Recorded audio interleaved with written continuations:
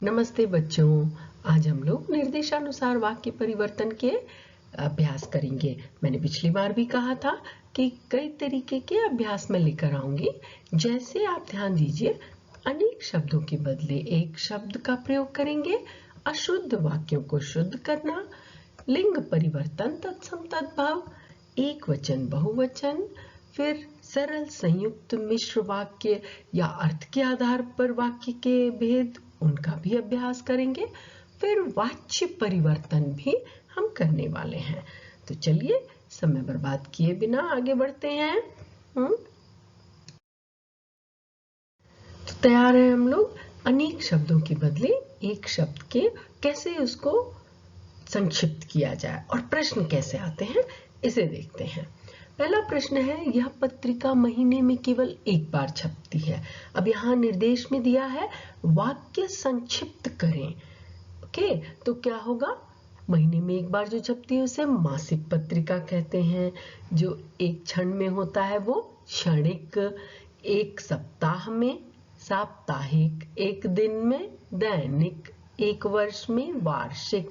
तो इन बातों को याद रखिए, वो सब अनेक शब्दों के बदले एक शब्द के अंतर्गत आते हैं। वैसे ही अब इसको कैसे दिया गया है?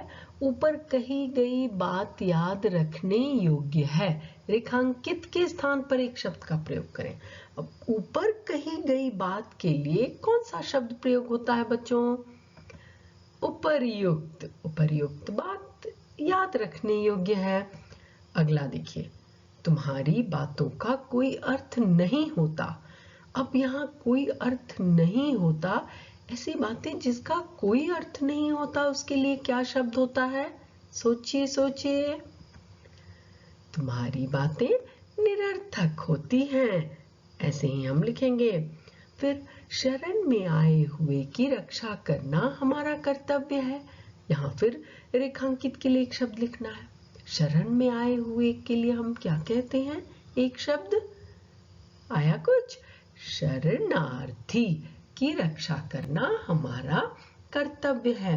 तो देखा हमने, कठिन बिल्कुल नहीं है। आपको इन शब्दों को याद करना होगा और फिर हम अवश्य कर पाएंगे। आगे बढ़ते हैं। अब देखिए, अशुद्ध वाक्यों को शुद्ध करने के लिए अब जितने भी प्रश्न आते हैं बच्चों, अशुद्ध वाक्यों को शुद्ध करने में क्या अलग अलग तरह के कैसे प्रश्न बनाए जाते हैं ये समझना है। कभी संज्ञा संबंधी अशुद्धि होती है, कभी सर्वनाम संबंधी अशुद्धि होती है, कभी क्रिया संबंधी होती है, कभी क्रिया विशेषण, कभी केवल विशेषण और कभी कभी पुनरुक्ति। तो मैं उतने तो उदाहरण यहाँ नहीं दे पाऊंगी, लेकिन जितना है उसका अभ्यास करते हैं। मेरे को दिल्ली जाना है, इसमें क्या अशुद्धि है? सर्वनाम की अशुद्धि है। मेरे को दिल्ली जाना है, ये अशुद्ध है। कैसे कहते हैं? मुझे दिल्ली जाना है। अगला ध्यान दीजिए, तुम तुम्हारी किताब पढ़ो। अब यहाँ भी सर्वनाम की अशुद्धि है। तुम तुम्हारी किताब पढ़ो नहीं कहते, कहते हैं तुम अपनी किताब पढ़ो।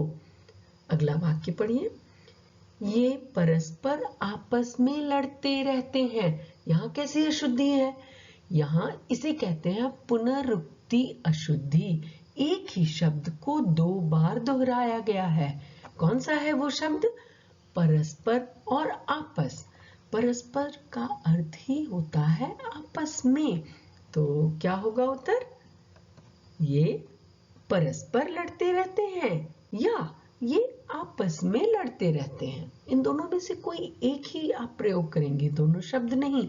तो जैसे उसकी कृपया करके आप मुझ पर कृपा करें, तो कृपया और कृपा इन दोनों शब्द का प्रयोग अशुद्ध कहलाएगा और इस तरह के वाक्य पुनरुक्ति अशुद्धि कहलाती है। अब यहाँ देखिए, उसका प्राण निकल रहा है, इसमें क्या अशुद्ध है? शुद्ध वाक्य है उसके प्राण निकल रहे हैं। हमारी हिंदी में कुछ शब्द हमेशा बहुवचन में ही प्रयोग किए जाते हैं। जैसे उदाहरण के लिए मैं आपको कुछ बताती हूँ। प्राण है, आंसू है, हस्ताक्षर है, हमेशा इनको हम बहुवचन में ही प्रयोग करते हैं। तो मुझे लगता है आप लोगों को अशुद्ध तो अब जो हम परिवर्तन करेंगे वो लिंग परिवर्तन होगा और तत्सम तद्भव का भी हम बदलाव करना सीखेंगे। पहले समझना जरूरी है कि तत्सम तद्भव शब्द होते क्या हैं। तत्सम शब्द संस्कृत के वो शब्द हैं जिन्हें हम हिंदी में भी प्रयोग करते हैं, उसमें कोई बदलाव नहीं आया है। जैसे ग्राम हुआ, गांव बन गया, तद्भव उसका बदला हुआ रूप। जब हमें कठिन लगा बोलने में तो हमने क्या किया, उसमें थोड़े से परिवर्तन लिया है। तो ग्राम का भी प्रयोग करते हैं और गांव को भी बोलते हैं। और फिर जैसे आम्र हुआ, आम्र का आम हो जाएगा, नृत्य का नाच हो जाएगा। ऐसे बहुत सारे शब्द हैं जो आपकी पुस्तक में अवश्य दिए रहेंगे। अब हम लोग उसका अभ्यास करते हैं बच्चों। देखिए यहाँ दिया है, गांव के दूध में मिलावट नहीं होती। तो यहाँ रेखांकित के तत्सम शब्द हमें लिखने हैं। गांव का अभी अभी मैंने बताया क्या होगा, ग्राम। तो गांव के लिए हो जाएगा ग्रामीण। और दूध का क्या होगा, दुग्ध। दुग्ध बोलने में उनको कठिनाई हुई तो दूध बना दिया, है ना। तो ऐसे ही तत्सम और तद्भव में हम परिवर्तन करेंगे। आगे एक और देखिए, प्रयास कीजिए। कृषक ने आम्र के बगीचे को लगाया। रेखांकित के तद्भव शब्द लिखें। अब यहाँ तद्भव लिखना है। कृषक का सोचिए, ये आपके पर्यायवाची शब्द में आता है अक्सर। हाँ, पर्यायवाची में आपने उसे सीखा होगा। आम्र का अभी अभी मैंने बताया आम होता है। कृषक किसान होगा, है ना। तो उत्तर क्या होगा, किसान ने आम के बगीचे को लगाया। इसी प्रकार अब हम लिंग बदलते हैं। जैसे ध्यान दीजिए, कई शब्दों को कम समय की वजह से एक दास की कर्तव्य निष्ठा देखकर सम्राट ने उसे राजकुमार बना लिया। लिंग बदलना है, यहाँ रेखांकित नहीं है। तो हर संभव हमें प्रयास करना है कि सबका बदला जाए। किसे किसे बदलेंगे, एक दास का दासी बनाया हमने। एक दासी की कर्तव्य निष्ठा देखकर सम्राट का क्या होता है, सम्राज्ञी, है ना, ने उससे राजकुमार से क्या हो जाएगा, राजकुमारी बना लिया। Very good. अब इसके बाद देखिए बच्चों, अगला है, अत्यंत गुणवान नायक को श्रेष्ठ अभिनेता का पुरस्कार मिला। यहाँ भी लिंग बदलना है। अब यहाँ गुणवान का आपको सोचना है क्या होता है, फिर नायक सोचना है, फिर अभिनेता। इन तीनों का बदलना आवश्यक है। ध्यान दीजिए क्या है, अत्यंत गुणवती नायिका को श्रेष्ठ अभिनेत्री का पुरस्कार मिला। बहुत सही। अब ये जो क से जहां अंत होता है बच्चों, वहां ध्यान देने वाली बात है कि ऐसे शब्द में इका लगाने से स्त्रीलिंग हो जाता है। केवल एक अपवाद होता है जो मैं अभी आपको दे रही हूं, वह है, एक नहीं कुछ अपवाद होते हैं हमेशा सब जगह। तो उनमें ये भी है युवक। युवक में इका लगाने से नहीं होगा। जैसे बालक का बालिका, शिक्षक का शिक्षिका, अध्यापक का अध्यापिका, ऐसे बहुत सारे शब्द हैं। अक्सर हाँ इका लगाने से होता है, पर युवक में इका नहीं लगाते हैं। युवक को क्या होता है, देखिए, यह युवती बहुत अच्छी। अब यहाँ हमें विशेषण को भी परिवर्तित करना है, क्रिया भी बदलती है। अच्छी, नायक में फिर इका लग गया ना, नायिका, और नर्तकी है, यहाँ पर ई लगेगा, नर्तकी है ना। तो ऐसे हम लोग लिंग और तत्सम तद्भव परिवर्तित करते हैं। तो इसमें हम फिर से थोड़े से लिंग वाले और थोड़े वचन के भी अभ्यास करेंगे। देखिए क्या कहता है, हमारा निर्देश है लिंग बदलना है। लिंग बदलिए। वाक्य क्या है, आज्ञाकारी छात्र को सम्राट से पुरस्कार मिला। अब आज्ञाकारी छात्र, जैसे ही लड़कियों के लिए आ जाएगा लिंग बदलना होगा तो क्या हो जाएगा, आज्ञाकारिणी छात्रा को सम्राज्ञी से पुरस्कार मिला। और कवि ने वर को उपहार दिया। अब लिंग कैसे बदलेंगे, कवि का क्या होता है, कवयित्री, वर का वधू। कवयित्री ने वधू को उपहार दिया, है ना, लिंग बदल दिया आपने। चलिए वचन का भी अभ्यास करें।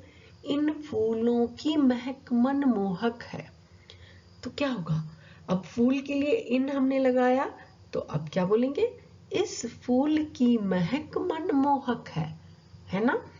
अगला है, बालिका गुड़िया से खेल रही है।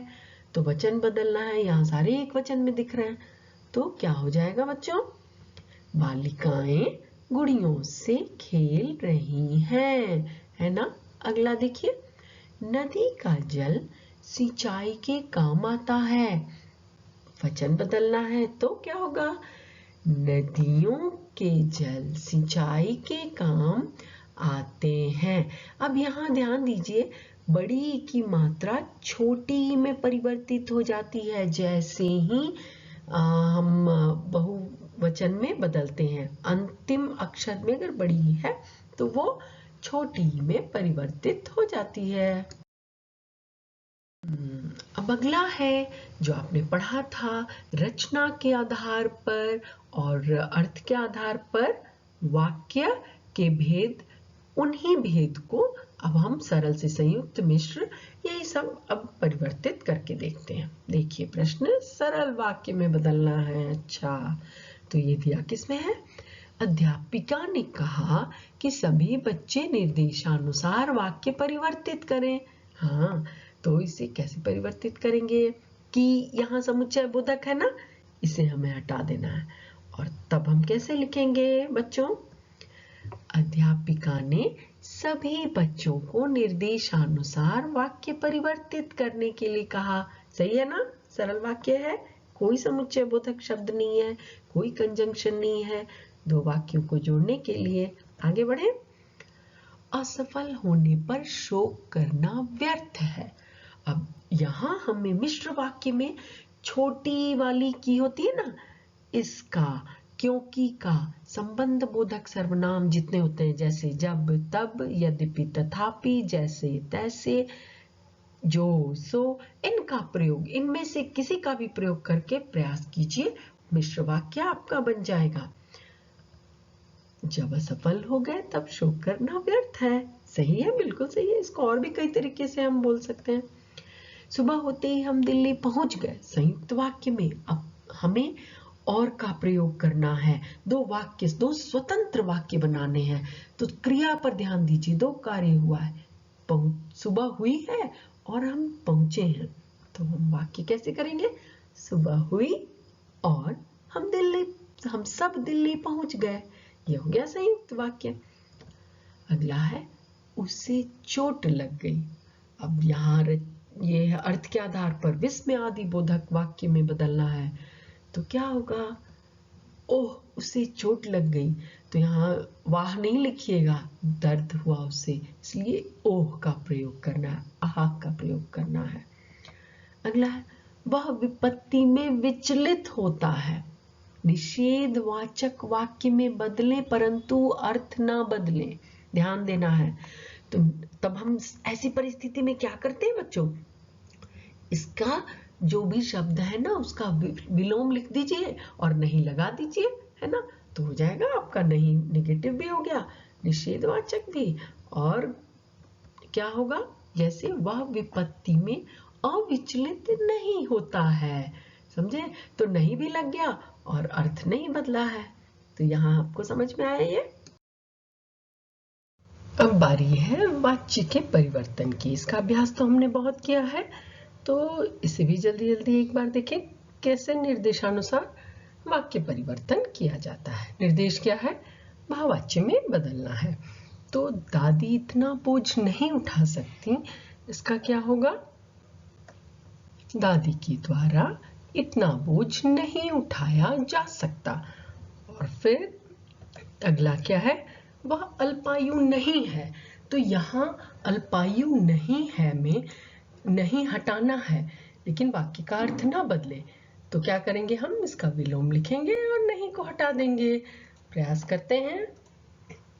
बहुत अच्छा। अगला देखिए, ये क्या है, अध्यापिका ने पाठ पढ़ाया। तो इसे बदलने के लिए क्या करेंगे, अध्यापिका के द्वारा पाठ पढ़ाया गया। अगला देखिए, माँ के द्वारा जलेबियां बनाई गई। तो यहाँ क्या होगा, कर्तृवाच्य है, अब के द्वारा हटाना है, तो माँ ने जलेबियां बनाई, तो वाच्य का भी आपने कर लिया अभ्यास। ये जो आपके सामने अभी दिख रहा है, ये इस वर्ष जो बच्चे प्रश्न वैकल्पिक प्रश्नों के उत्तर दे रहे हैं उन लोगों के लिए मैंने बनाया है, इससे पहले सबके लिए था।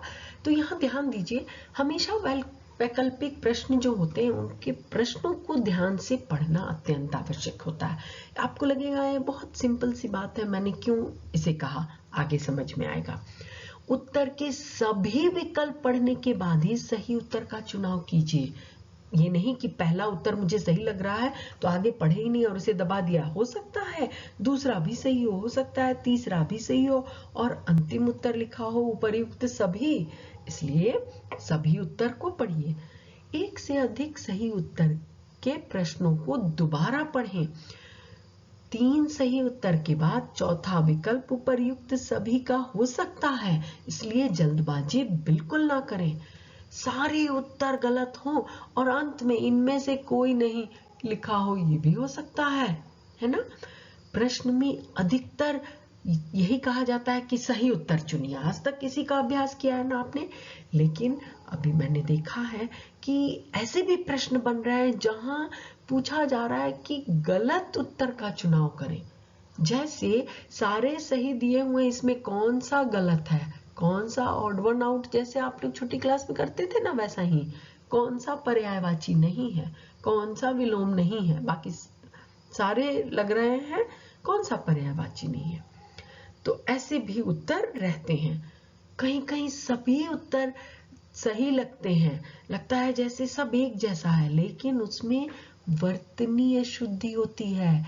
सारे उत्तर आपने जो याद किए वही सुनने में आएगा, लेकिन किसी एक की वर्तनीय अशुद्धि है, इसलिए वर्तनी मतलब स्पेलिंग मिस्टेक्स है ना, तो इसलिए उस पर ध्यान दीजिए और वही गलत उत्तर हो जाएगा, है ना। सुनने में तो वो सही है, इसलिए सोच समझकर उत्तर चुनिए, तब आपकी अशुद्धि की संभावना बिल्कुल नहीं रहेगी। और आप लोग को ये पता है कि सेक्शन ए 20 अंक का, सेक्शन बी भी 20 अंक का आ रहा है, और आप एकदम सावधानी से इसको करें। सेक्शन बी में आपको केवल 2 ही प्रश्न दिए जाएंगे, दोनों बुक से एक ही एक, आपके पास इस बार कोई विकल्प नहीं है। सेक्शन बी में आपको एक एक ही अटेम्प्ट करने, मतलब 10-10 अंक के दोनों बुक के एक एक प्रश्न। और सेक्शन ए में आपको 20 अंक का विभाजित किया रहेगा। आपको जितने व्याकरण है, अपठित गद्यांश, व्याकरण, इसी में पूछे जाएंगे और दोनों पुस्तकों से एक एक प्रश्न करना अनिवार्य है बच्चों। सो आप सबको आपकी परीक्षा के लिए बहुत शुभकामनाएं। All the very best dear.